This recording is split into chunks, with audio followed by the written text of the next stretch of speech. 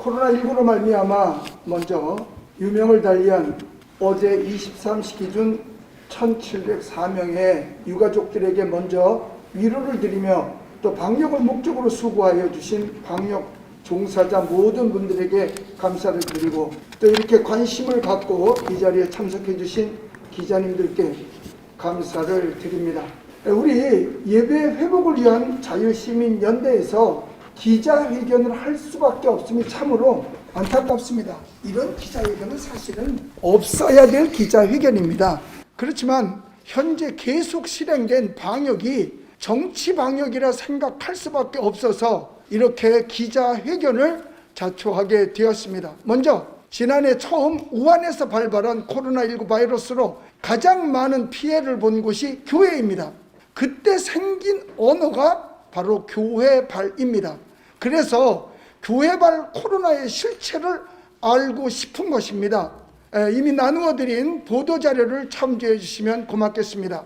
20년 7월 8일 정세균 총리의 발언에서 감염 사례 절반이 교회 소규모 모임에서 행사에서 나왔다고 하며 국민들로부터 교회를 혐오하게 만들었고, 그러나 우리는 거짓 보도를 진실로 알고 사실상 받아들였습니다. 그런데 통계를 볼 때 그게 아니었습니다. 이에 대하여 예자연은 공개 질의서를 3월 5일 총리실에 전달하였고 3월 12일 총리실의 공식 답변 확인 결과 말도 안 되는 3일간 통계를 내어놓았지만 이것도 해외 감염자 누락, 실제 통계 조작 등이 있다고 사료됩니다. 보도자료에 상세하게 나와 있으니 참고하시기 바랍니다.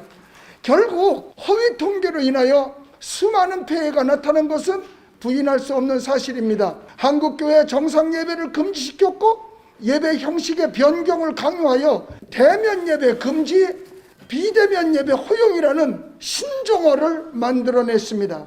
거기에 불이행 시 벌금, 교회 운영 중지, 집합 금지 또는 교회 폐쇄로까지 나타나 실제 당한 교회들이 많습니다.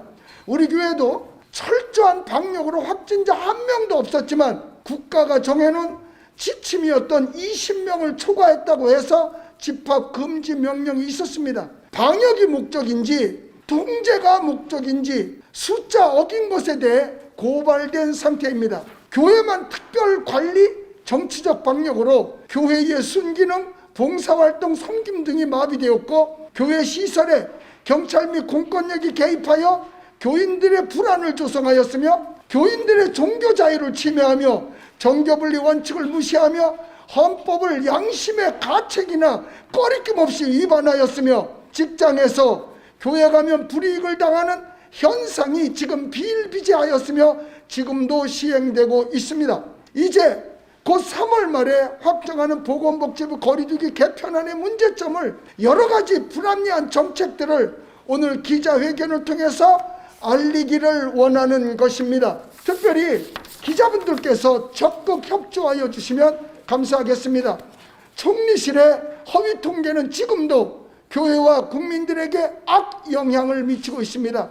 이것은 독재적 발상이며 국민의 자유를 침해하는 것입니다. 앞으로 보건복지부 장관은 저희 예자연을 포함한 교계 지도자와 협상해야 온당하다고 할 것입니다. 한 번 더 말씀드립니다. 앞으로 보건복지부 장관은 저희 예자연을 포함한 교계 지도자와 협상해야 온당하다고 할 것입니다. 맺겠습니다. 거짓과 은폐로 시작된 코로나 교회발, 이제는 알고 알려야 합니다. 2월 1일 보건복지부 중앙안전대책본부 실무자인 윤태호 중앙사고수습방역 총괄반장이 발표한 대로 교회 예배에서는 감염이 거의 없었다고 한 사실을 더 많이 알려야 합니다. 기자회견의 목적은 바로 여기에 있습니다. 정부는 비대면 예배라며 예배의 형식을 간섭하기 시작했으며 심지어 교회 폐쇄까지 하였고 지금도 그 형태는 유지하고 있습니다. 3월 말까지 거리두기 계획안 확정 예정이라고 하는데 그것은 합리적이고 과학적 통계 자료가 아닌 허위 자료에 의한 방역 정책은 국민의 자유를 짓밟고 교회를 탄압하는 것으로밖에 볼 수 없습니다.